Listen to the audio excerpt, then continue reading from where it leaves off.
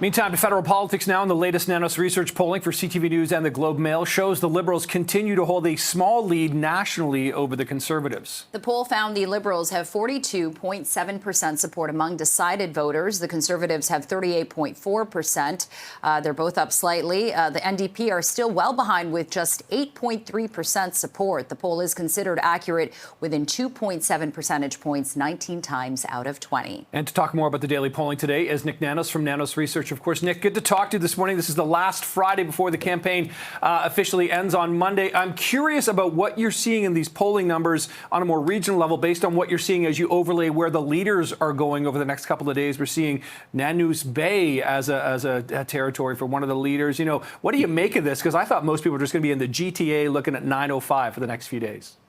Well, what we're going to see in the next couple of days is kind of what I'll say some spot high-intensity tours of ridings wherever the leaders are going today, tomorrow, and Sunday are going to be critical ridings that they think that they can make a difference through their presence.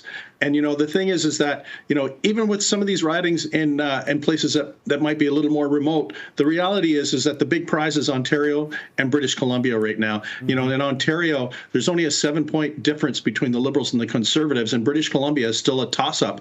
And, you know, the thing is that how both of the parties perform, and I say both, the two frontrunners perform in the close of the campaign will make a massive difference to the shape of the next government.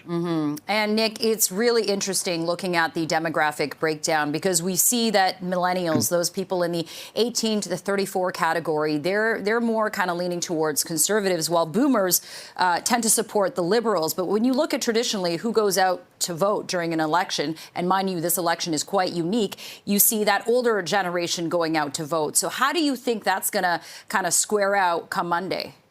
That's a really good point, Jen. You know, the one thing that I'd like to add to this is that in this particular election, the advance polls were on a holiday weekend, which means it might have been easier for young people to actually get out and vote at the advance polls compared to normal situations.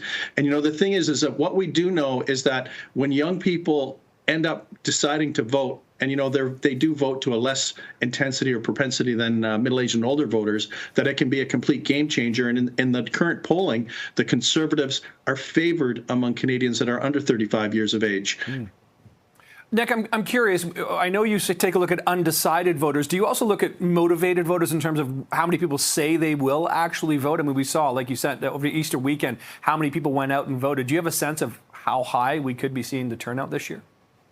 I think we'll probably see a turnout probably in the same magnitude as the 1988 free trade election. You know, probably something in the mid 70s. And I think a lot of that has to do with two things. First of all, people believe that their vote counts. And, you know, with the current race, there's only 4.3 percentage points between the Liberals and the Conservatives. Yeah. That's not a big number. So if you're a Conservative, you're highly motivated. If you're a Liberal, you're not going to be thinking this is in the bag, right? When there's only 4.3 percentage points between the two frontrunners. So, you know, think of that. But, you know, also think of the fact that people feel that their vote will count. People also feel that the direction and whoever forms the next government will actually have a material impact on the direction of the country, because it's very clear that, you know, Pierre Poilievre has a particular vision for the country and the direction that he wants to take it in. And Mark Carney has a different vision of the country and the direction that he wants to go in. So they're very clear choices between two parties that are only realistically 4 percentage points apart in terms of ballot support. And lastly, Nik, very curious to know your thoughts on this. Do you think we're going to be seeing a majority government? Well, I thought you were going to ask me whether the Toronto Maple Leafs were going to sweep Ottawa in 4. And I'd like to say, Nik, empirically, that's not a domination, you know, like 2 overtime wins. Anyways. Yeah. Fair enough. Yes. Fair enough. Yeah. Will the Liberals are favored because of the distribution of support. And this is where, you know, we have to remember the Conservatives won the popular support, right? Andrew Scheer and Erin O'Toole garnered more votes than Justin Trudeau in the last 2 elections, but the structure of the Conservative vote did not efficiently convert into seats. So what we might see as a dead heat in terms of ballot support might be very different, and is likely going to be very different. And in the last 2 elections, the distribution has favored the Liberals. Yeah, all comes down to the efficiency. Okay, Nik Nanos, appreciate this. We've really enjoyed these conversations throughout the campaign. Nik, good luck Monday night. Thank you so much. Thanks, Nik. Thanks, Have a good bye-bye. weekend. All right. Take care.